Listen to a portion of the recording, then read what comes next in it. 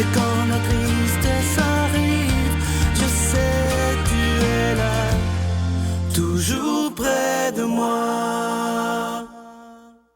Bon samedi, bienvenue à votre émission de Victoire de l'amour. J'espère que vous allez bien ce matin, qu'on se prépare à vivre une très belle fin de semaine. Comme je vous disais hier, nous, on est déjà, une majorité de l'équipe au Nouveau-Brunswick, à Edmundston, pour la retraite qu'on vit présentement. Et on rejoint immédiatement notre petite sœur sourire à nous, sœur Angèle.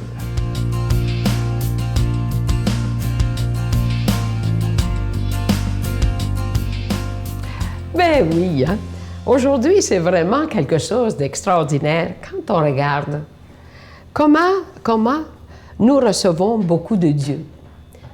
Qu'est-ce que c'est recevoir de Dieu? Recevoir de Dieu, c'est recevoir des talents qu'à un moment donné, on découvre en cours de route. Quand on est jeune, on regarde, on voit la lumière, on voit des choses, on essaie. Et puis, à un moment donné, on dit « Ah, ben garde, moi j'ai un talent, par exemple, je ne peux pas vous le cacher. J'ai un talent dans la cuisine. Tu sais, j'ai le petit fouet, puis le chef. Bon, il y en a une autre, c'est une infirmière, elle a découvert ça. L'autre, c'est le tricot. L'autre, c'est le crochet. L'autre, c'est l'écriture. L'autre, c'est la peinture. L'autre, c'est la musique. L'autre, c'est les arts. Et c'est ça que Dieu nous a donné. Il nous a donné tous ces dons. Il ne faut pas les rater. Hein? Alors voilà. Nous recevons beaucoup de Dieu. Faisons fructifier les dons de Dieu. L'essentiel, ce n'est pas de produire beaucoup, mais de s'enseigner, de faire valoir les dons que Dieu nous a donnés. Si minimes soient-ils, nous devons faire fructifier tout ce que nous avons reçu. Refuser de nous engager dans la mission qui nous est confié. C'est garder pour nous les talents qui nous ont été donnés. Et c'est ça, le talent. C'est quoi un talent? J'entends souvent les gens, wow, moi, je veux rien. Moi, j'ai pas ça, j'ai pas ça. Essayez de vous arrêter, méditez un peu et dites, Seigneur, qu'est-ce que tu m'as donné pour me réaliser? Et voilà. Des fois, on regarde ce que les autres font, mais on oublie de regarder ce que nous, on est capable de pouvoir offrir et faire. Hier, j'ai eu un téléphone, Sœur Angèle, est-ce que vous pouvez nous montrer de tricoter? Bien, j'allais déjà tricoter, mais j'ai plus le temps de tricoter. Quand je vais être vieille, à ma retraite, je vais tricoter. Là, pour le moment, non. Alors, c'est ça. Mais on fait autre chose. Voyez-vous?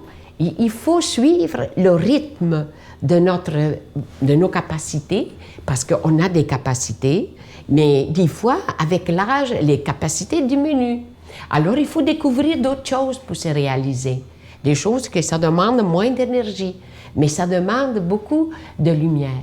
Et souvent, plus on avance, c'est drôle, on lit. Et quand on n'est pas capable de lire, bien, qu'est-ce qu'on fait? On médite. On regarde la nature. Elle nous offre toutes des belles choses. Et quand on regarde tout ça, on s'est dit, ah, c'est incroyable tout ce que j'ai découvert en moi. Et souvent, le Seigneur nous donne des fois une lumière. Moi, je me disais toujours, oh mon Dieu, je ne pourrais jamais apprendre le français. Il est difficile, c'est une langue difficile à apprendre. Mais quand on commence à parler, tout à coup, ça sort tout seul. Alors, c'est ça l'avantage, savoir offrir tous les talents que le Seigneur nous a donnés et être généreux. Notre Père qui es aux cieux, que ton nom soit sanctifié, que ton règne vienne, que ta volonté soit faite sur la terre comme au ciel. Donne-nous aujourd'hui notre pain de ce jour. Pardonne-nous nos offenses comme nous pardonnons à ceux qui nous ont offensés. Ne nous laisse pas entrer en tentation, mais délivre-nous du mal, car c'est à toi qu'appartient le règne, la puissance et la gloire pour les siècles des siècles. Amen.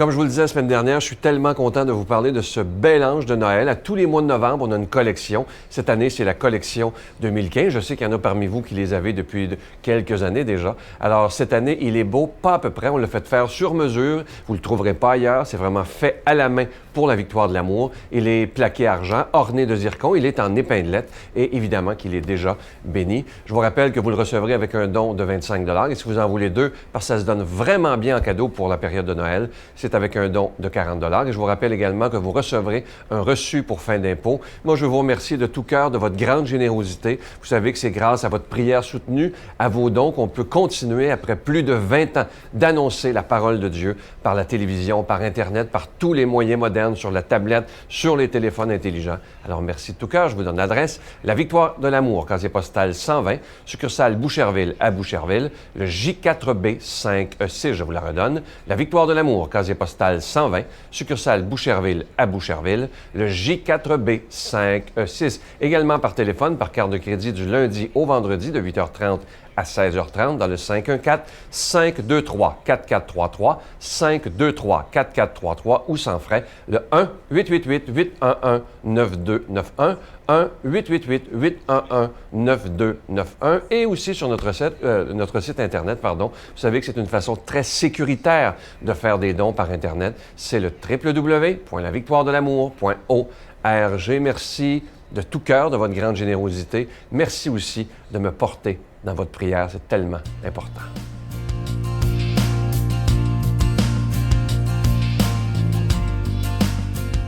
Mon Dieu, donnez-moi la sérénité d'accepter les choses que je ne peux changer, le courage de changer les choses que je peux et la sagesse d'en connaître la différence. Amen. Aujourd'hui, cette page d'Évangile sera proclamée par quelqu'un qui est avec nous depuis un bon moment déjà, l'abbé Joseph Éveillard.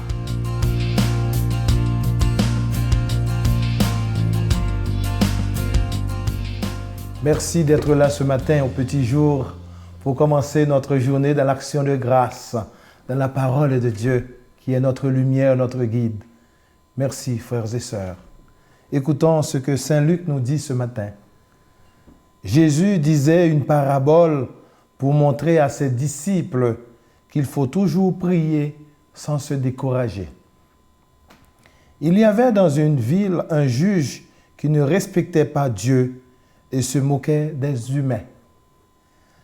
Dans cette même ville, il y avait une veuve qui venait lui demander « Rends-moi justice contre mon adversaire ». Longtemps, il refusa. Puis, il se dit « Je ne respecte pas Dieu et je me moque des humains, mais cette femme vient me tourmenter. Je vais lui rendre justice pour qu'elle ne vienne plus sans cesse me casser la tête. » Le Seigneur ajouta, « Écoutez bien ce que dit ce juge sans justice.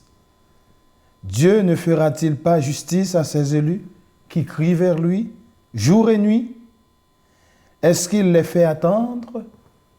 Je vous le déclare sans tarder, il leur fera justice. Mais le Fils de l'homme, quand il viendra, trouvera-t-il la foi sur cette terre? » Parole d'encouragement, parole de lumière, parole d'espérance. Frères et sœurs, l'autre jour, en lisant la deuxième lettre de Saint Paul, de Saint Pierre, il nous dit que la parole de Dieu, c'est comme le lait maternel qui alimente l'enfant qui vient de naître. La parole de Dieu, c'est comme le lait maternel qui nourrit le bébé. Alors ce matin, nous sommes tous des bébés qui ont besoin de se nourrir de la parole de Dieu. Et j'aime me nourrir de cette parole, car elle est ma force, elle est ma lumière, elle me guide, elle m'alimente. Et c'est ce que je vous invite ce matin à faire, cette expérience avec Dieu. Dites-lui, Seigneur, donne-moi ton lait qui est la parole de vie. Bien, revenons un peu sur le texte du jour. Jésus qui montre à ses disciples comment prier sans se décourager. Le Seigneur veut souligner l'importance de la prière et spécialement l'importance de la persévérance dans la prière de demande. Si la veuve, dans cet évangile, c'est venir importuner le juge malveillant, c'est parce qu'il veut obtenir satisfaction. Combien plus notre prière d'intercession trouvera dans le cœur de Dieu une place d'accueil, un accueil juste et favorable. Jésus nous promet que la prière tenace trouvera toujours satisfaction.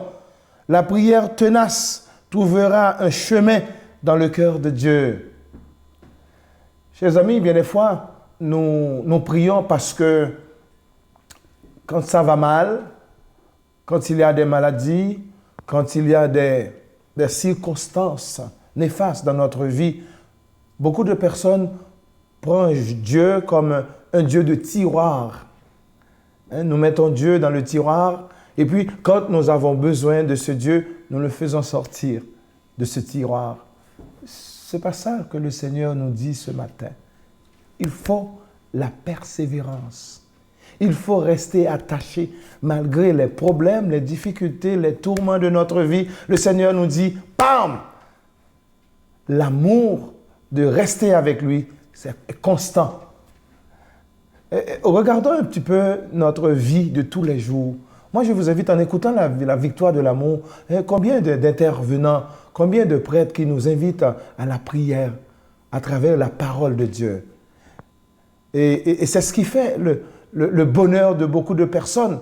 Quand ils nous rencontrent, ils nous disent « Waouh, j'ai passé une journée merveilleuse parce que cette parole qui est la parole de Dieu, cette parole qui n'est pas une parole humaine, cette parole m'a donné force et j'ai le courage de continuer à persévérer. » Oui, Seigneur, ce matin, je veux te demander pour ton Église, pour tout ce qui se passe comme problème, difficulté dans notre monde aujourd'hui.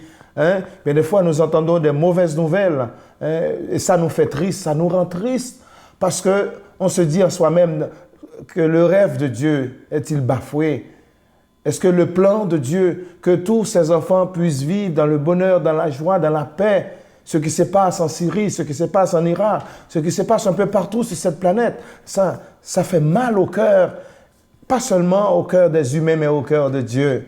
Alors ce matin, pour tous ceux et celles qui aimeraient vraiment tenir et laisser Dieu nous accueillir, je vous demande ce matin, frères et sœurs, de dire une prière pour toutes ces situations qui font de nous apeurés, qui fait de nous des hommes et des femmes qui cherchent à comprendre le mystère de Dieu.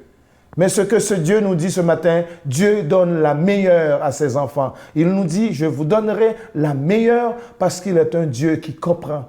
Il est un Dieu qui donne. Il est un Dieu qui fait le cœur à cœur avec nous. Et ce matin, est-ce que vous êtes prêts, chers auditeurs, à faire le cœur à cœur avec Dieu dans la persévérance? Je vous bénis au nom du Père et du Fils et du Saint-Esprit. Amen. Je vous salue Marie, pleine de grâce. Le Seigneur est avec vous. Vous êtes bénie entre toutes les femmes, et Jésus, le fruit de vos entrailles, est béni. Sainte Marie, Mère de Dieu, priez pour nous pauvres pécheurs, maintenant et à l'heure de notre mort. Amen.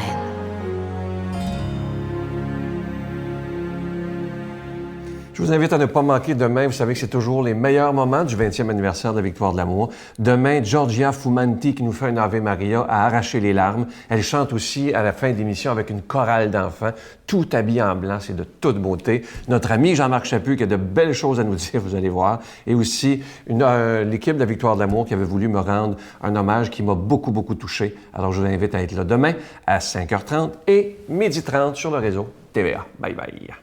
Qu'est-ce qu'on a comme jeunesse à l'heure actuelle? Ils hésitent à tomber en amour, ils ont peur. Mais là, j'y pense. Puis... Hein? Ils rencontrent la fille le dimanche soir, sacre à face, ils déménagent le mardi. Hey! Allume! Tu dis, hey, mais tu penses que ça va marcher? En tout cas, si ça marche pas, c'est pas grave. Oh, on recommence.